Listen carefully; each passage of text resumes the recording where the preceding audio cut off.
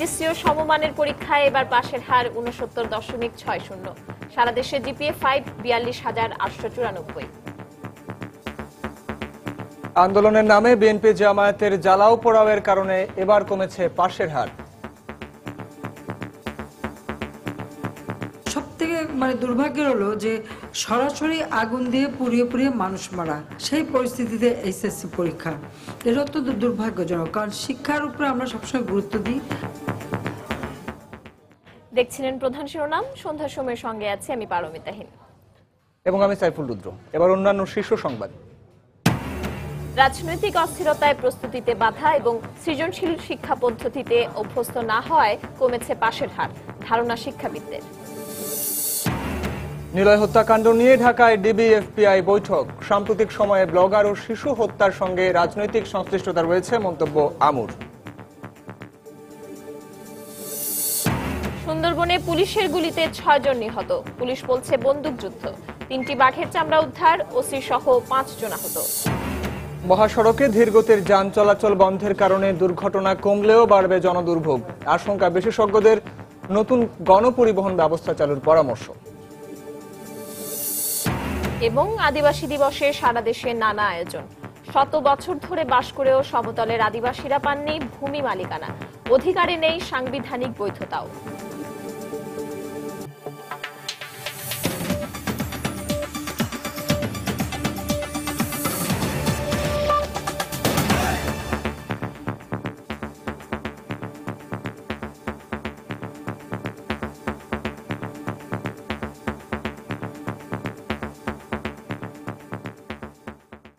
HSC ও সমমানের পরীক্ষায় এবার গড় পাশের হার ৬৯.৬০। সারা দেশে জিপিএ 5 পেয়েছেন ৪২,৮৯৪ জন শিক্ষার্থী। গত বছরের চেয়ে এবার পাশের হার ও জিপিএ 5-এর সংখ্যা কমেছে, তবে ফলাফলে ছেলেদের চেয়ে এগিয়ে রয়েছেন মেয়েরা। এদিকে ফল প্রকাশের পর সারা দেশের বিভিন্ন কলেজে উল্লাসে মাতেন শিক্ষার্থীরা। রিপোর্টার তারিকুজ্জামান শিমুল ও মিজানুর রহমান কবিরকে সঙ্গে নিয়ে আরো জানাচ্ছেন মৌসুম ইসলাম। ফল প্রকাশের পরপরই এমনই বাঁধ ভাঙা উচ্ছ্বাসে মেতে ওঠেন শিক্ষার্থীরা। তাদের আনন্দ উচ্ছ্বাসে মুখরিত হয়ে ওঠে কলেজ প্রাঙ্গণ। স্বপ্ন পূরণের দিনটি স্মরণীয় করে রাখতে আয়োজনের যেন কমতি ছিল না শিক্ষার্থীদের। অনেক অনেক অনেক অনেক খুশি। এখন ভার্সিটিতে ভর্তি হওয়ার ব্যাপারটাই আসল কথা। এবার কারিগরি ও মাদ্রাসা সহ 10টি শিক্ষা বোর্ডে মোট পরীক্ষার্থী ছিল 11.5 লাখ। এর মধ্যে পাশ করেছেন 7,38,872 জন। সারা দেশে মোট জিপিএ 5 পেয়েছেন 42,894 জন।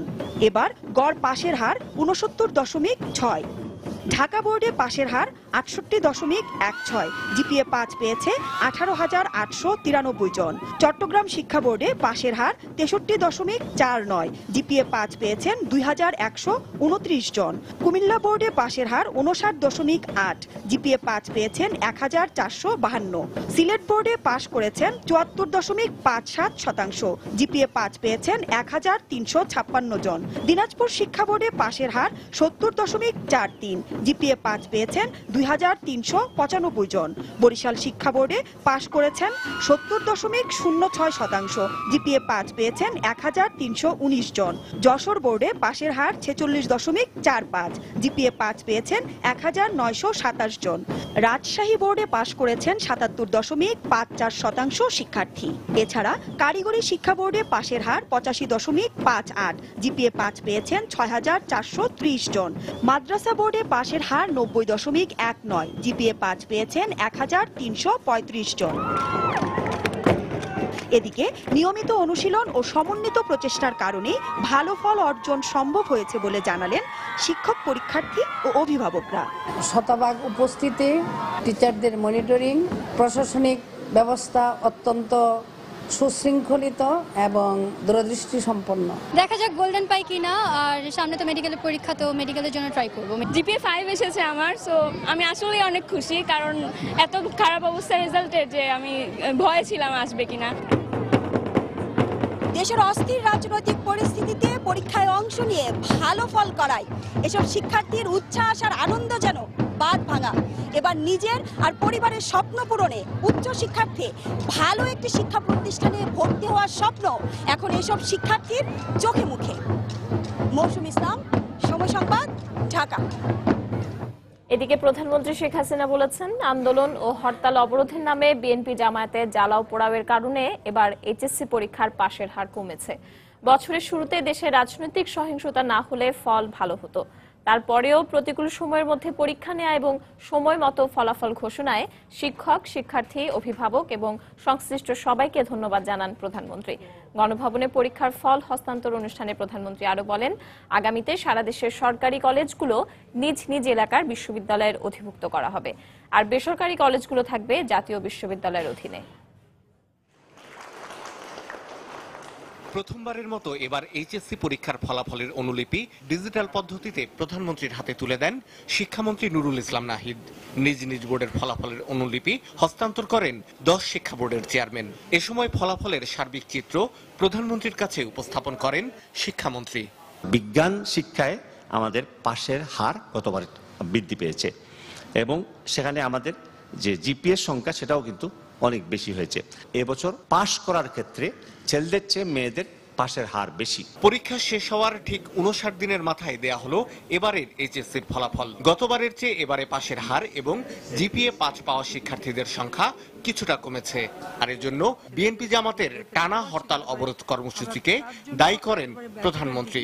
আজকে এটা দুর্ভাগ্য যে এই বিএনপি জামাত জোট যদি এই ধরনের আত্মঘাতীমূলক কর্মকাণ্ড না চালাতো, জ্বালাও পোড়াও না করতো, তাহলে হয়তো আমাদের পাশের হার আরো ভালো হতে পারতো। কিন্তু তারপরেও এই প্রতিকূল অবস্থা, তার মাঝে আমাদের যে ছেলেমেয়েরা পরীক্ষা দিয়েছে কষ্ট করে এবং তারা যে পাশ করেছে, এটাই অনেক বড় কথা। আজকে যে প্রতিকূল অবস্থাটা আমাদের মোকাবেলা করতে হচ্ছে, সেটা অনেকটা এই যুদ্ধাপরাধীদের বিচার যারা ঠেকাতে চায় তাদের একটা চক্রান্ত কাজ করছে। তারাই এই দেশের মানুষের শিক্ষার পথ বন্ধ করতে চায়, উন্নয়নের পথ বন্ধ করতে চায়।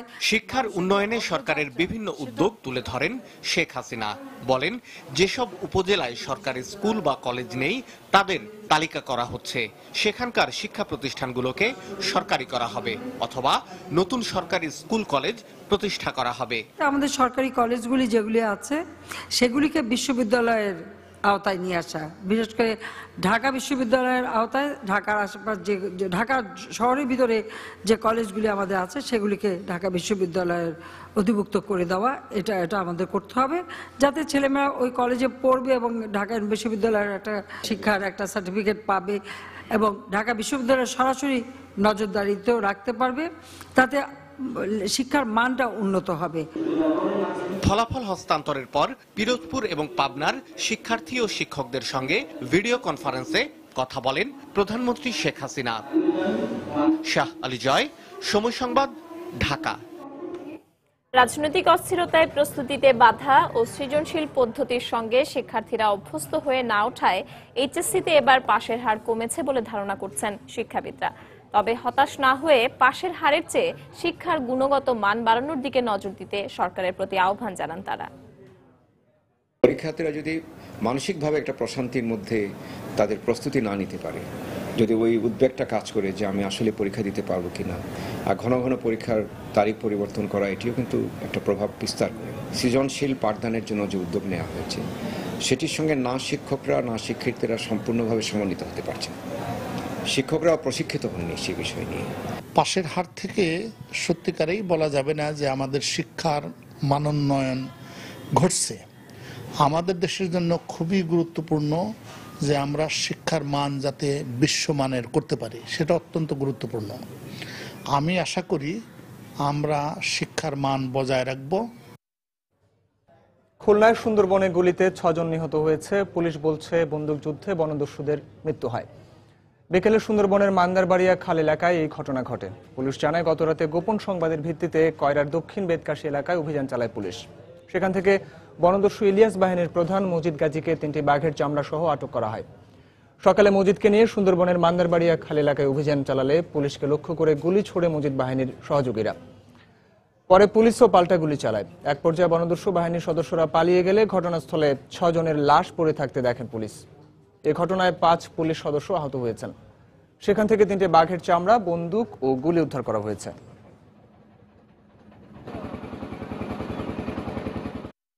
মানুষ দস্যু যারা ছিল তারা তাদের উপর অতর্কিত আক্রমণ করে, পুলিশ পাল্টা তাদের উপর আক্রমণ চালায়, গোলাগুলি বিনিময় হয় এবং এই গোলাগুলি বন্দুক যুদ্ধে অর্থাৎ গোলাগুলি বিনিময়ের ফলে 6 জন জাহাঙ্গীর বাহিনীর সক্রিয় সদস্য নিহত হয়, আমাদের 5 জন সদস্য গুলিবিদ্ধ হয়। সেখানে তারা যে বাঘ শিকারে দীর্ঘদিন থেকে জড়িত ছিল এবং এটা যে একটা গভীর আস্তানা, সেখান থেকে 3টি খুব বৃহৎ আকারের বাঘের চামড়া উদ্ধার করা হয়। ব্লগে লেখালেখির কারণে ক্ষুব্ধ কোনো গোষ্ঠী ব্লগার নিলয়কে হত্যা করেছে। তবে হত্যার পেছনে ধর্মীয় উগ্রবাদী কোনো গোষ্ঠী জড়িত কিনা তা এখনো নিশ্চিত নন গোয়েন্দা কর্মকর্তারা। দুপুরে গোয়েন্দা কার্যালয়ে এফবিআই সদস্যদের সঙ্গে বৈঠকের পরে কথা জানিয়েছেন গোয়েন্দা পুলিশের উপকমিশনার মাহবুবুর রহমান। এদিকে বিকেলে পুলিশ সদর দপ্তরে বাহিনীর মহাপরিদর্শক জানান, দ্রুতই অভিজিৎ রায় ও নিলয় সহ সব ব্লগার হত্যার রহস্যের জট খুলতে সক্ষম হবেন তারা। খান মোহাম্মদ রুমেলের রিপোর্ট। ব্লগার নিলয় হত্যার পর কেটে গেছে 2 দিন, এখনো কাউকে গ্রেপ্তার কিংবা খুনিদের শনাক্ত করতে পারেনি পুলিশ। এ অবস্থায় মামলার তদন্তে সহায়তা করতে আগ্রহ প্রকাশ করে মার্কিন গোয়েন্দা সংস্থা federal bureau of investigation FBI. এরই ধারাবাহিকতায় মিঞ্জো রোডের গোয়েন্দা কার্যালয়ে 3 সদস্যের এফবিআই প্রতিনিধি দলের সঙ্গে বৈঠক করেন পুলিশ কর্মকর্তারা। বৈঠক শেষে গোয়েন্দা কর্মকর্তারা জানান, মামলার তদন্তে এফবিআই এর সহায়তার ক্ষেত্র কি হতে পারে সে বিষয়ে আলোচনা হয়েছে। তিনি আরো জানান, এখনো তদন্তের একেবারে প্রাথমিক পর্যায়ে রয়েছেন তারা। তার ব্লগের যে কন্টেন্ট, এই বিষয়বস্তুর বিষয়ে কোনো সংক্ষুব্ধ ব্যক্তি বা গোষ্ঠী এই হত্যাকাণ্ড করে থাকতে পারে। আনসার আল ইসলাম নামে একটি সংগঠন এই হত্যাকাণ্ডের দায় স্বীকার করেছে, যদিও ইতিপূর্বে এই সংগঠনের নাম ছিল না, কিন্তু তাদের সংশ্লিষ্টতা কতটুকু আছে সেটা এখনো আমরা কনফার্ম না। এদিকে বিকেলে এক সংবাদ সম্মেলনে পুলিশ মহাপরিদর্শক বলেন, শীঘ্রই অভিজিৎ ও নিলয় সহ সব ব্লগার হত্যার রহস্য উদ্ঘাটনে সক্ষম হবেন তারা। অভিজিৎ হত্যা মামলার জন্য আমরা আমাদের যত রকম চেষ্টা কৌশল আমাদের ডিবি তদন্ত করতেছে। আমাদের ডিবি অত্যন্ত দক্ষ অফিসার আছে, তাদের দক্ষতা এবং তাদের প্রতিভা প্রয়োগ করে আমরা চেষ্টা চালিয়ে যাচ্ছি। আর গত এটা তো তদন্ত চলছে, আমরা আশাবাদী হয়তোবা আমরা ডিটেক্ট করতে পারবো। আমার নাম বেনজির আহমেদ, বাট আমি ইন্টারনেট লেখালেখি করে অন্য একটা ভিন্ন শব্দ নাম দিয়ে যে তালিকাটা আমাদের কাছে আছে সেটি কিন্তু ওই ধরনের না। পুলিশ প্রধান আরো বলেন, সিলেটে শিশু রাজন, খুলনায় কিশোর রাকিব সহ সাম্প্রতিক ঘটে যাওয়া সব হত্যাকাণ্ডের তদন্ত শেষ পর্যায়ে, দ্রুতই এসব মামলায় অভিযোগপত্র দেওয়া হবে। খান মোহাম্মদ রুমেল, সময় সংবাদ, ঢাকা। এদিকে শিশু ও ব্লগার হত্যা সহ দেশের সাম্প্রতিক সময়ের বিভিন্ন হত্যাকাণ্ডের সঙ্গে রাজনৈতিক সংশ্লিষ্টতা রয়েছে বলে মন্তব্য করেছেন আইন শৃঙ্খলা সংক্রান্ত মন্ত্রিসভা কমিটির সভাপতি ও শিল্পমন্ত্রী আমির হোসেন আমু। তিনি বলেন, যেসব রাজনৈতিক দল পেট্রোল বোমা মেরে মানুষ হত্যা করে দেশকে অস্থিতিশীল করে তুলেছিল, তারাই আবার অস্থিরতা তৈরির জন্য সুপরিকল্পিতভাবে এসব ঘটনা ঘটাচ্ছে। দুপুরে সচিবালয়ে কমিটির সভা শেষে মন্ত্রী সাংবাদিকদের সঙ্গে এসব কথা বলেন। পূর্বেও যে ব্লগাররা হত্যা হয়েছিল, এই ব্যাপারে ধরা পড়া আসামিদের কাছ থেকে অন্যান্য তথ্য প্রণালী গ্রহণ করে চার্জশিট দেওয়ার ব্যবস্থা করা হচ্ছে এবং যাতে দৃষ্টান্তমূলক শাস্তি পায় সেই ব্যাপারে আমরা সিদ্ধান্ত নিয়েছি। হত্যাকাণ্ডগুলি কিন্তু রাজনৈতিক, যে সমস্ত রাজনৈতিক অপশক্তি পেট্রোল বোমা মেরে বিভিন্ন সময় আইন শৃঙ্খলা পরিস্থিতির অবনতি ঘটাতে চেয়েছিল, সেই অপশক্তি কিন্তু আজকে আবার সুপরিকল্পিতভাবে এই ঘটনাগুলি ঘটাচ্ছে। এর পিছনে কারা রয়েছে, কোন ষড়যন্ত্র রয়েছে, এটাও বের করা হচ্ছে, যাতে আর ভবিষ্যতে না হয় সেই ব্যাপারে তৎপরতা চালাবার একটা সিদ্ধান্ত গ্রহণ করা হয়েছে। সন্ধ্যার সময় আরো থাকছে। যশোরের অভয়নগরে কুড়িয়ে পাওয়া ককটেল বিস্ফোরণে 4 শিশু আহত।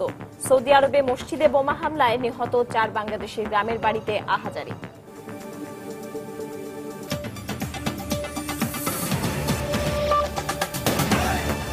মেগা এবারে বাজারে নিয়ে এসছে মেগা ফ্লোরোস্কেল ডাবল মনিটরিং এর মাধ্যমে আপনার ওজন মনিটরিং সম্ভব। দেশের 22টি মহাসড়কে 3 চাকার যান চলাচলে নিষেধাজ্ঞা দেয়ায় জনদুর্ভোগ আরও প্রকটের আশঙ্কা করছেন যোগাযোগ বিশেষজ্ঞরা। তবে দুর্ঘটনা কিছুটা কমবে, আর উদ্ভূত যাত্রী দুর্ভোগ লাঘবে প্রয়োজন হবে নতুন গণপরিবহন ব্যবস্থার। এছাড়া বিদ্যমান নিষেধাজ্ঞা বাস্তবায়নে মহাসড়কে জারি রাখতে হবে কঠোর নিয়ন্ত্রণ ব্যবস্থা। আরও জানাচ্ছেন দেবাশিস রায়।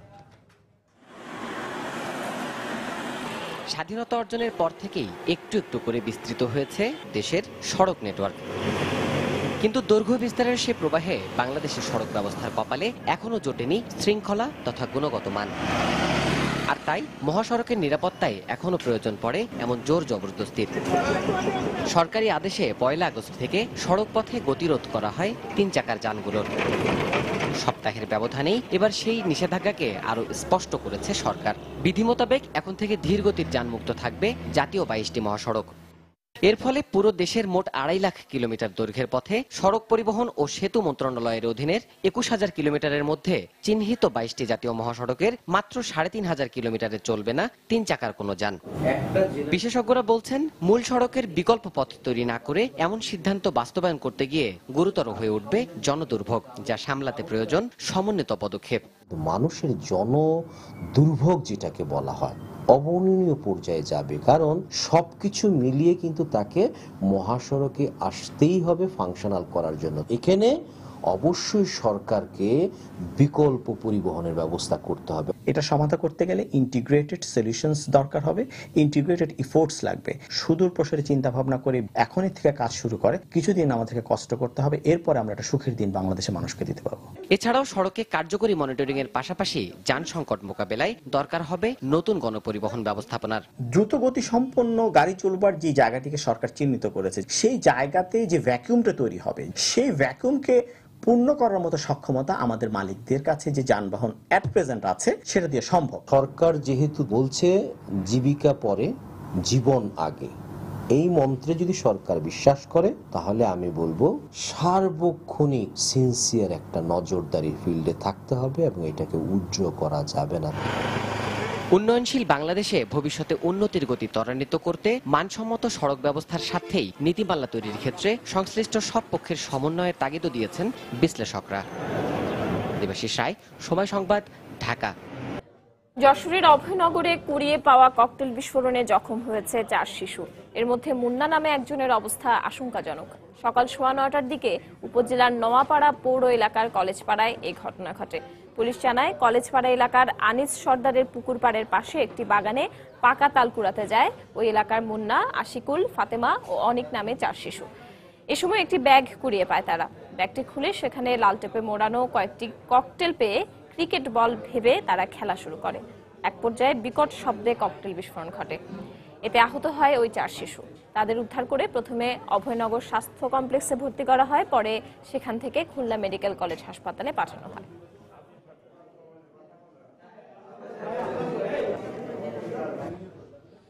সৌদি আরবে মসজিদে গত বৃহস্পতিবারের বোমা হামলায় নিহত 4 বাংলাদেশের বাড়িতে এখন শুধু হাজারি। নিহতদের মধ্যে আফাজ উদ্দিনের বাড়ি লক্ষ্মীপুরে এবং জীবন মিয়ার বাড়ি কুমিল্লায়। তাদের মৃত্যুর খবরে স্বজনদের কান্নায় ভারী হয়ে উঠেছে এলাকার পরিবেশ। কুমিল্লা থেকে বাহার রায়হান ও লক্ষ্মীপুর থেকে মাহবুবুল ইসলামের পাঠানো তথ্য, ছবি নিয়ে ডেস্ক রিপোর্ট। ভাগ্য পরিবর্তনের আশায় 8 বছর আগে সৌদি আরবে পাড়ি জমান কুমিল্লার ব্রাহ্মণপাড়া উপজেলার আসাদনগর গ্রামের মোহাম্মদ জীবন মিয়া। আসন্ন ঈদুল আজহায় দেশে ফেরার কথা ছিল তার, কিন্তু বৃহস্পতিবার সৌদি আরবের মসজিদে বোমা হামলায় তছনছ হয়ে যায় জীবন মিয়ার স্বপ্ন। আর 5 ভাইয়ের সংসারে সবার বড় জীবন মিয়ার মৃত্যুর সঙ্গে সঙ্গে কান্নায় ভেঙে পড়েন তার স্বজনরা। শোকের ছায়া নেমে আসে পুরো এলাকায়।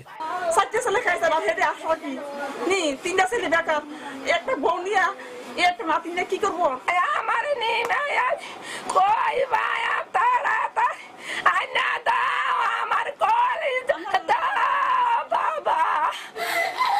এদিকে পরিবারের সচ্ছলতা ফিরিয়ে আনতে জমি জমা বিক্রি করে 8 বছর আগে সৌদি আরবে পাড়ি জমান লক্ষ্মীপুর সদর উপজেলার চরভোতা গ্রামের আফাজ উদ্দিন।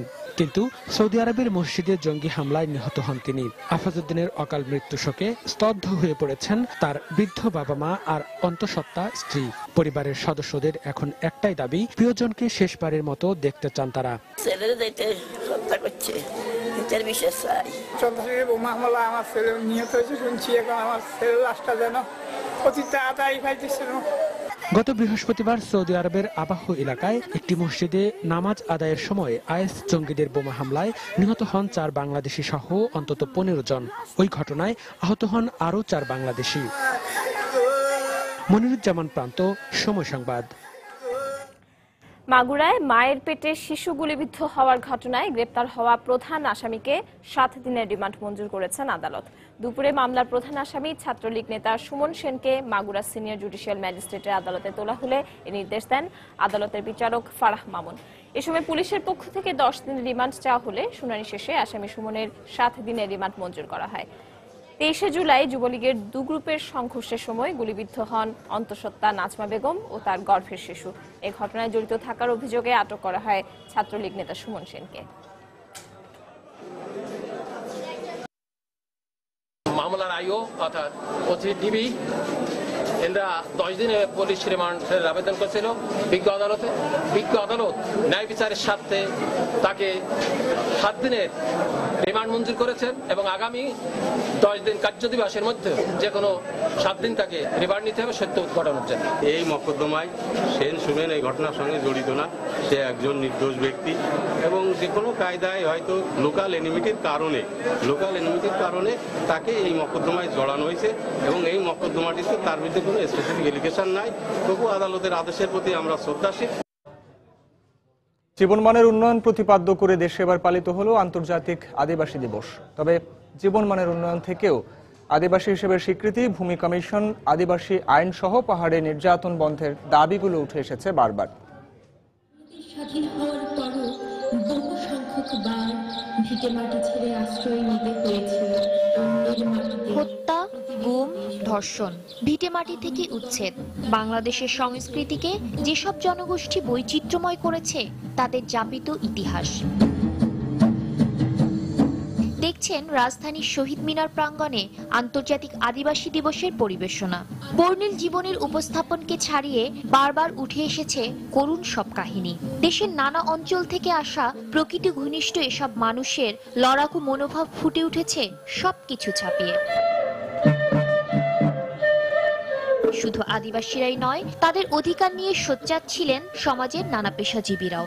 আজও পাহাড়ি এলাকায় এবং সমতলে আমাদের আদিবাসী ভাই বোনদের উপরে, পরিবার পরিজনের উপরে, বাড়ি ঘরের উপরে যে হামলা চলছে, সেইখান থেকে এখন আমরা উদ্ধার পেতে পারিনি। আপনার নির্গোষ্ঠী না বলে আদিবাসী জনগণকে সঠিক নামে আদিবাসী হিসেবে আপনারা চিহ্নিত করেন। রাষ্ট্রের ভিতর কি অন্য কোনো রাষ্ট্র কাজ করে যারা কিনা জনগণকে, যারা আদিবাসী জনগণকে বা অন্যান্য ধর্মাবলম্বী মানুষকে বা অন্যান্য মুক্ত চিন্তার মানুষকে নির্মম পাশবিকভাবে হত্যা করে, স্বাধীনভাবে চলাফেরার অধিকার বিঘ্নিত হয়, তাহলে সেটি কিন্তু শুধুমাত্র নির্দিষ্ট কোনো স্থান বা অঞ্চলেই সীমাবদ্ধ থাকে না, সেটি সমগ্র সমাজের দেহে সংক্রামক ব্যাধির ন্যায় ছড়িয়ে পড়ে। সাংবিধানিকভাবে আদিবাসী হিসেবে স্বীকৃতি না দিতে একটি বিশেষ মহলকে দুষলেন সরকারের এ মন্ত্রী। আমাদের অন্ধত্ব, আমাদের বিভ্রান্তি দূর হয় নাই। আমরা আদিবাসীদের আদিবাসী হিসেবে মেনে নিতে পারলাম না। রাষ্ট্রের মধ্যে যে বিভিন্ন গোষ্ঠীগুলো রয়েছে তারা সেই ভূমি কমিশনের আইনকে আইনে পরিণত হতে দিচ্ছে না। অধিকার আদায়ে আবারও শান্তিপূর্ণ আন্দোলনের ডাক জনসংহতি সমিতির সভাপতি জ্যোতিরিন্দ্র বোধিপ্রিয় লারমার। নির্যাতন, নিপীড়ন, শোষণ, বঞ্চনা চালিয়ে যাচ্ছে, সেখান থেকে বেরিয়ে আসতে গেলে আমাদের লড়াই সংগ্রাম আরো উদ্দীপ্ত করতে হবে, জোরদার করে তুলতে হবে। সর্বশেষ সবাই মিলে এই একসাথে যাত্রা জানান দিচ্ছে একজন নাগরিকের মতো সব অধিকার ফিরে পেতে চান আদিবাসীরা। শাতিলা শারমিন, সময় সংবাদ, ঢাকা। এদিকে আলাদা ভূমি কমিশন না থাকায় প্রথাগত যৌথ মালিকানায় বিশ্বাসী সমতলের আদিবাসীদের ভূমির অধিকারে সাংবিধানিক কোনো বৈধতা নেই, আর তাই বিভিন্ন সময় নানা অজুহাতে ক্রমাগত নিজেদের ভূমি হারাচ্ছেন তারা। সমতলের আদিবাসীদের ভূমি সমস্যা নিয়ে রামিম হাসানের বিশেষ রিপোর্ট। ক্যামেরায় ছিলেন শামসুল হক প্রিন্স। দেশের সংবিধান বলছে এরা বাংলাদেশের নাগরিক, জন্ম বেড়ে ওঠা এদেশের আলো বাতাসেই। শত শত বছর ধরে এদের পূর্বপুরুষেরা বাস করে এসেছে এই মাটিতেই, কিন্তু দেশের বিদ্যমান আইনই এই ভূমির মালিকানা দেয়নি তাদেরকে। প্রকৃতির সাথে মিলেমিশে বাস করা এসব সরল আদিবাসীরা পূর্বপুরুষদের মতো এখনো বিশ্বাস করে তাদের বাস করা জমির অধিকারের জন্য কোনো দলিলের প্রয়োজন হয় না। এই জমি যদি এখন বিক্রি করতে চান, বিক্রি করতে পারবেন? বিক্রি করতে পারি। কিভাবে? ওই আপনার 25 টাকা 30 টাকা দামের ওই স্ট্যাম্প কিনে ওই স্ট্যাম্পে সই দিয়ে মনে করে ওগুলো বেচা কেনা হয়। জমি আর ওইভাবে বেচা কেনা হয়। ঐতিহাসিকভাবে ময়মনসিংহ, টাঙ্গাইল সহ দেশের উত্তর পূর্বাঞ্চলের আদিবাসীদের অধিকাংশ জমি ছিল কালেকটিভ বা প্রথাগত যৌথ মালিকানা নির্ভর। 1950 সালে জমিদারির প্রথা উচ্ছেদের পর সেগুলো খাস হয়ে যায়। এমন অনেক এলাকাতেই আদিবাসীরা থাকছেন, চাষ করছেন, যেখানে তাদের প্রথাগত মালিকানার স্বীকৃতি নেই খোদ রাষ্ট্রের কাছেই। আর তাই বিভিন্ন সময়ে বন রক্ষা, ভূমি উন্নয়ন, সামাজিক বনায়ন সহ নানা প্রকল্পের নামে ক্রমাগত ভূমি হারাচ্ছেন সমতলের আদিবাসীরা। দিভার মেনে থন্দপ খোলেও থুচুপ খোলেও থাকতে দেনা, খাইতে দেনা, ফাঁড় দিকে যাইতে দেনা, এই যে রং করে। এই কারণে আপনার অন্যান্য যারা আছে তারা বিভিন্ন জায়গায় চলে গেছে নাকি? ছয় লাগেছে, কতজন ছয় লাগেছে, যার থাকবার ইচ্ছা লাগে না থন্দপে থুচুবে। পর্যবেক্ষকরা বলছেন, আদিবাসীদের ভূমি সমস্যার প্রাণকেন্দ্র বাংলাদেশের সংবিধানেরই একটি ধারা, যেখানে ব্যক্তিগত, রাষ্ট্রীয় ও কোঅপারেটিভ মালিকানাকে স্বীকৃতি দেওয়া হলেও কালেকটিভ বা প্রথাগত যৌথ মালিকানার বিষয়ে কিছুই বলা হয়নি। তাদের বেশিরভাগেরই জমির কাগজ নাই, কিন্তু কাগজবিহীন মালিকানা তো আন্তর্জাতিক আইনে স্বীকৃত। তাদের সমাজটা হচ্ছে ভূমির মালিক, সেখানে ব্যক্তি মালিকানা ছিল না, এখনো খুব সামান্য। তো সেটা তো আমাদের রাষ্ট্র স্বীকার করে না, আমাদের সংবিধানে সে বিষয়টা নাই। পার্বত্য জেলাগুলোতে শান্তি চুক্তির আওতায় আলাদা ভূমি কমিশনের মাধ্যমে আদিবাসীদের ভূমির অধিকার সংরক্ষণের বিধান থাকলেও সমতলে নেই সেরকম কোনো নিয়ম। এসব এলাকায় জমির মালিকানা এখনো পর্যন্ত মুখে মুখে অথবা সাদা কাগজ নির্ভর। আর তাই নানা প্রতিকূলতার মাঝেও আদিবাসী সম্প্রদায়ের যারা এলাকায় টিকে রয়েছেন তাদের জমির মালিকানার ক্ষেত্রেও নেই আইনগত কোনো বৈধতা। রামিম হাসান, সময় সংবাদ, টাঙ্গাইল। আওয়ামী লীগের সাধারণ সম্পাদক ও জনপ্রশাসন মন্ত্রী সৈয়দ আশরাফুল ইসলাম বলেছেন, বাংলাদেশ ছাত্রলীগ এখন এগিয়ে যাচ্ছে, অথচ অনেকেই এই ছাত্র সংগঠনটিকে অবজ্ঞা করেন। বিকেলে ঢাকা বিশ্ববিদ্যালয়ের ছাত্র শিক্ষক কেন্দ্রে এক আলোচনা সভায় তিনি বক্তব্য রাখেন। পত্রপত্রিকাও দেখি কেউ আমাদের দলের লোকজন আপনার ছাত্রলীগকে নিয়ে টিটকারি মানে, আমি অত্যন্ত ব্যথিত। এরা বয়সের তরুণ, ভুল ত্রুটি হতেই পারে, কিন্তু তাদেরকে অবজ্ঞা করা বা তাদেরকে একজন সাধারণ মানুষের সমমান সম্মান দেখা অনেকে দেখায়। তারপরেও আপনার ছাত্রলীগ এগিয়ে যাচ্ছে।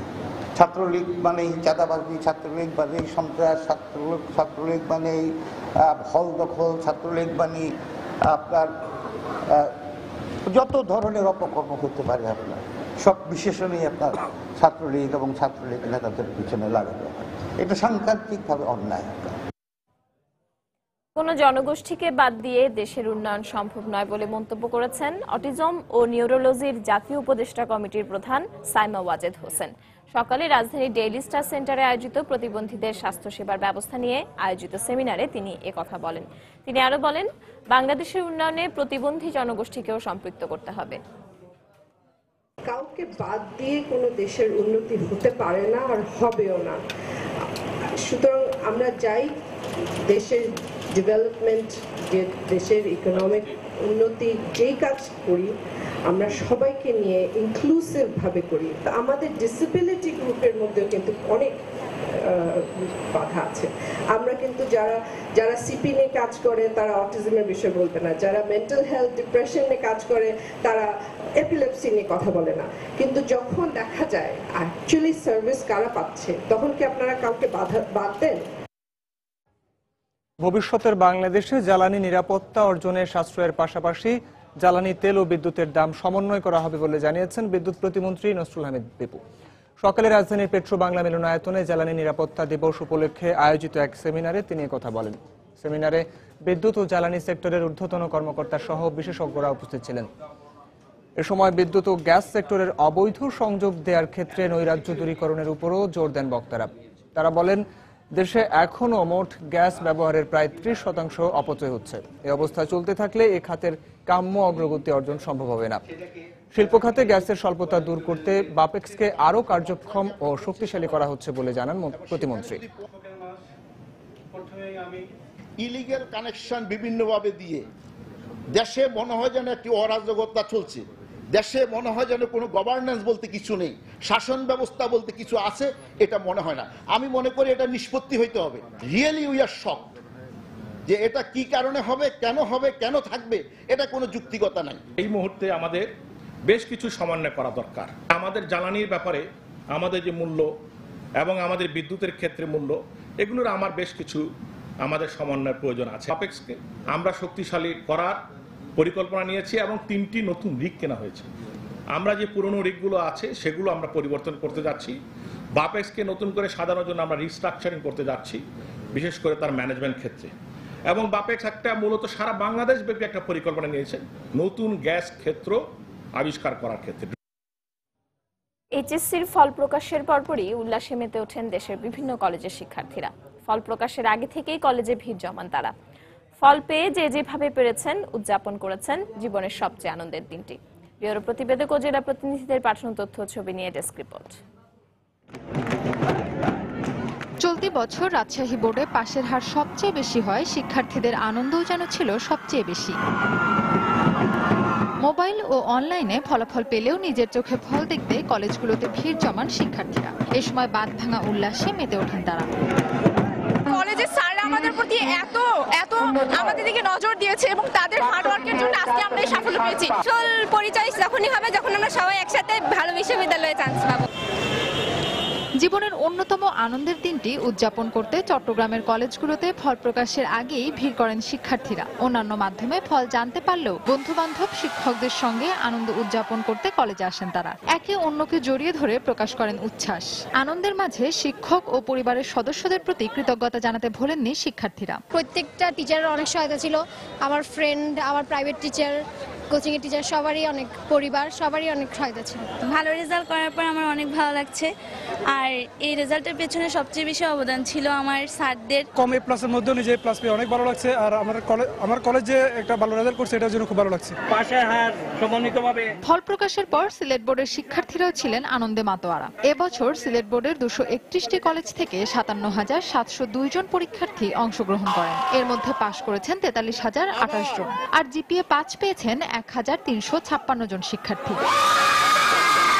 গত বছরের তুলনায় দিনাজপুরে এবার কমেছে পাশের হার, কমেছে জিপিএ 5 পাওয়াদের সংখ্যাও। কিন্তু যারা ভালো ফল করেছেন তাদের আনন্দ উদযাপনে কোনো ভাটা পড়েনি।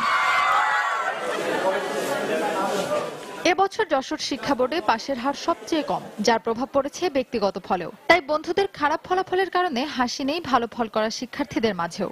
আমার মেয়ে গোল্ডেন পেয়েছে এবং আমরা খুবই খুশি। এবার যশোর বোর্ডের রেজাল্ট খুব খারাপ, তার মুহূর্তে আমার মেয়ে যে ভালো রেজাল্ট করেছে এটা আমি খুব খুশি। এদিকে কুমিল্লায় 99,996 জন এইচএসসি পরীক্ষার্থীর মধ্যে পাশ করেছেন 59,778 জন। ফলাফল সংগ্রহ করতে কলেজগুলোতে ছিল শিক্ষার্থীদের ভিড়। পামিদা মোটুসি, সময় সংবাদ। 15 আগস্ট জাতীয় শোক দিবস উপলক্ষে জাতীয় প্রেস ক্লাবের সামনে সমাবেশ ও মানববন্ধন করেছে জয় বাংলা 71 লীগ। সকালে মানববন্ধন কর্মসূচিতে অংশ নেন সংগঠনের নেতাকর্মীরা। এ সময় তারা বঙ্গবন্ধু হত্যাকাণ্ডের সঙ্গে জড়িত পলাতক খুনিদের দেশে ফিরিয়ে এনে বিচারের দাবি জানান। তারা বলেন, জাতির পিতার হত্যাকাণ্ড বাংলাদেশের গণতন্ত্রকে ও অগ্রগতিকে বাধাগ্রস্ত করেছে। এছাড়াও বঙ্গবন্ধুর আদর্শ বাস্তবায়নের লক্ষ্যে সকলকে কাজ করারও আহ্বান জানান তারা।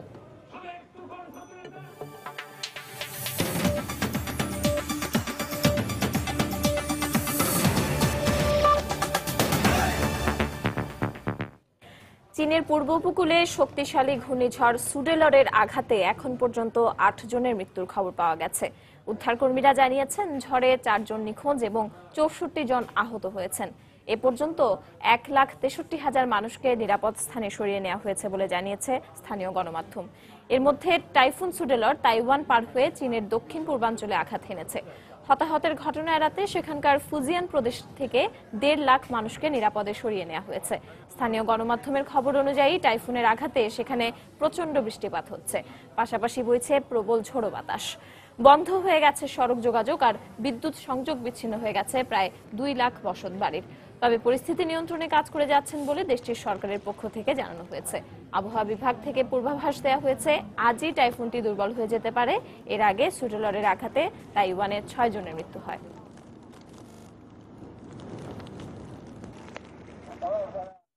ফিলিস্তিনের অবরুদ্ধ গাজা উপত্যকা ও মিশরের মধ্যবর্তী রাফা ক্রসিং খুলে দিতে মিশরের সরকারকে আহ্বান জানিয়েছে হামাস। অসুস্থ ফিলিস্তিনিদের চিকিৎসার স্বার্থে হামাস এ আহ্বান জানিয়েছে। 2007 সাল থেকে ইসরায়েল অবরোধ আরোপ করার পর বহির্বিশ্বের সঙ্গে যোগাযোগ বিচ্ছিন্ন হয়ে পড়ে গাজা।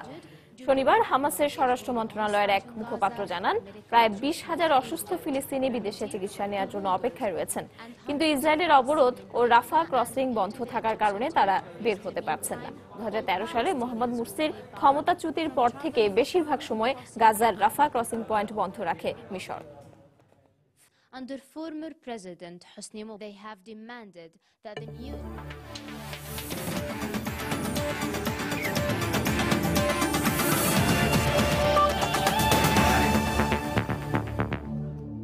প্রতিপক্ষকে নিয়ে না ভেবে দৃষ্টি এখন নিজেদের ভালো খেলার দিকে। অস্ট্রেলিয়ার বিপক্ষে হোম সিরিজ প্রসঙ্গে এমনটাই মন্তব্য করলেন সাকিব আল হাসান। এদিকে ব্যক্তিগত কারণে এই মাসে দেশের বাইরে ছুটিতে গেলেও 27 আগস্ট অস্ট্রেলিয়া সফরকে সামনে রেখে বাংলাদেশের ক্যাম্পে যোগ দেবেন সাকিব। লেনোভোর সঙ্গে ব্র্যান্ড অ্যাম্বাসেডর চুক্তির অনুষ্ঠানে এমনটাই জানান তিনি। ছুটি শেষ হচ্ছে 26 তারিখে এই মাসে, তো আমি 27 তারিখ থেকে প্র্যাকটিস করব। আমরা আসলে এখন বেশি অপোনেন্ট নিয়ে চিন্তা করি না, সো আমরা আমাদের খেলাটা যদি ইমপ্রুভ করতে থাকি, যেভাবে করছি এভাবে যদি করতে থাকি, আমার কাছে মনে হয় খুবই ভালো কম্পিটিশন হওয়ার সম্ভব। তা আমরা ওয়ান ডেও কিন্তু অনেকদিন ধরেই ভালো খেলছি, কিন্তু যখন আমাদের রেজাল্ট আসে তখনই কিন্তু জিনিসগুলো চোখে পড়ে। সো টেস্টে আশা করি নেক্সট আমরা যখনই খেলবো, ভালো রেজাল্ট যদি আসে ইনশাআল্লাহ তখন ইমপ্রুভমেন্টটা অনেক বেশি চোখে পড়বে। সন্ধ্যার সময়ে এই পর্যায়ে শীর্ষ সংবাদ জানিয়ে দিচ্ছে আরেকবার।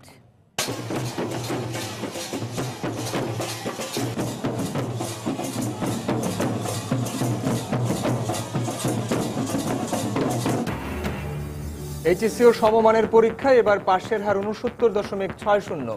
সারা দেশে জিপিএ 5 42,894, শিক্ষার্থীদের উল্লাস। আন্দোলনের নামে বিএনপি জামায়াতে জ্বালাও পোড়াওয়ের কারণে এবার কমেছে পাশের হার, মন্তব্য প্রধানমন্ত্রীর। নিলয় হত্যাকাণ্ড নিয়ে ঢাকায় ডিবি-এফবিআই বৈঠক। সাম্প্রতিক সময়ে ব্লগার ও শিশু হত্যার সঙ্গে রাজনৈতিক সংশ্লিষ্টতা রয়েছে, মন্তব্য আমুর। সুন্দরবনে পুলিশের গুলিতে 6 বনদস্যু নিহত, পুলিশ বলছে বন্দুকযুদ্ধ। 3টি বাঘের চামড়া উদ্ধার, ওসি সহ 5 জন আহত। এবং আদিবাসী দিবসে সারা দেশে নানা আয়োজন। 100 বছর ধরে বাস করেও সমতলের আদিবাসীরা পাননি ভূমি মালিকানা, অধিকারে নেই সাংবিধানিক বৈধতাও। এই ছিল সন্ধ্যার সময়। যে কোনো খবর পেতে ভিজিট করুন সময় নিউজ.টিভি আর সঙ্গে থাকুন সময়।